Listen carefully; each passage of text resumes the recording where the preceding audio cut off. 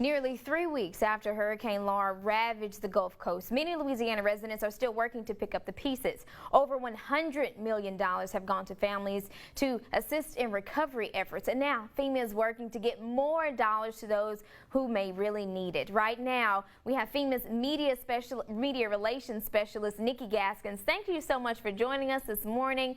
Let's jump right into it. Tell us how many people in Louisiana have registered for this disaster aid so far.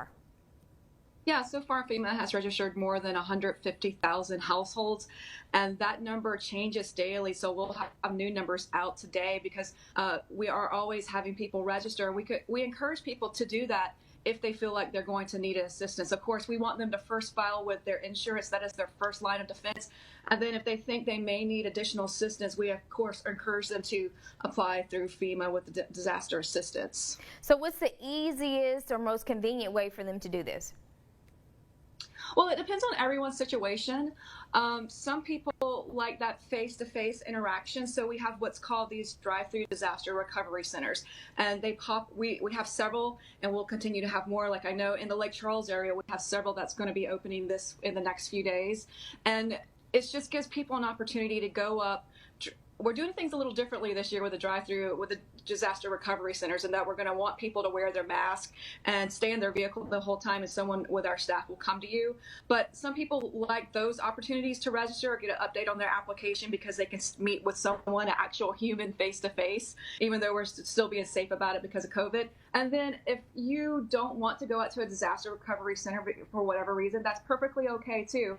We have disasterassistance.gov. People can register that way. You can upload your documents to kind of help build your case, because we're going to want to know your insurance information. If you have receipts, keep those, take pictures.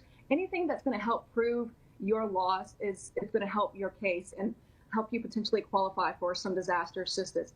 Of course, a popular way that people like to register for disaster assistance is calling the 1-800-621-3362. Again, that's 1-800-621-3362. People with our staff will be happy to help you that way. But we do want to also manage expectations. You know, we're not a substitute for your insurance. That is your first line of defense. The average grant from FEMA is about $4,000 to $5,000. Obviously, that is not enough to make you whole if you suffered substantial damage. So we want people to be aware of that.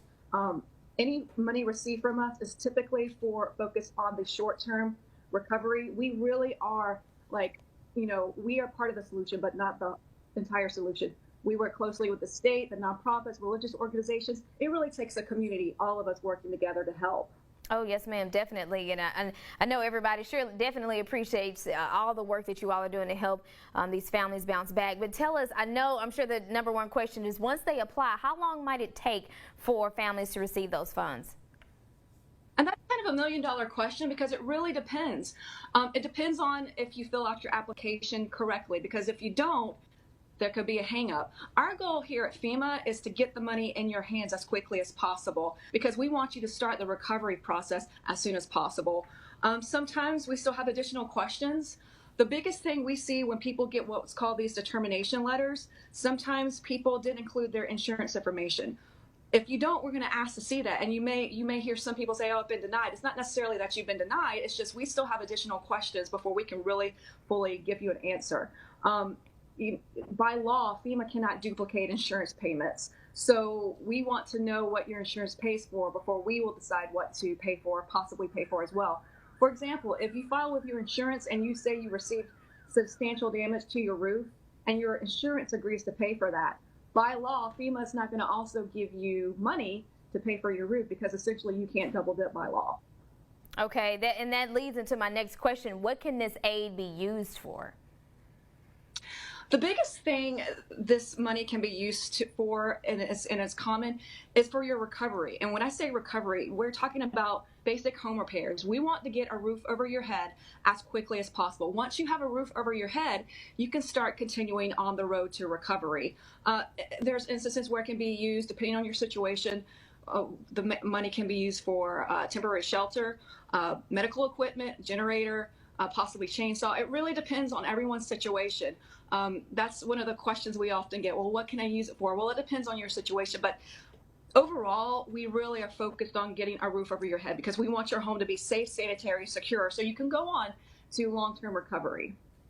That's awesome information. We definitely appreciate you coming on and sharing this because we know families are still trying to navigate through this, and we want to help them as much as possible. And you're doing an amazing job. So thank you again for joining us this morning. We have all of that information up for you if you want to take a look at your screen now. This is the website you can visit to register, www.disasterassistance.gov.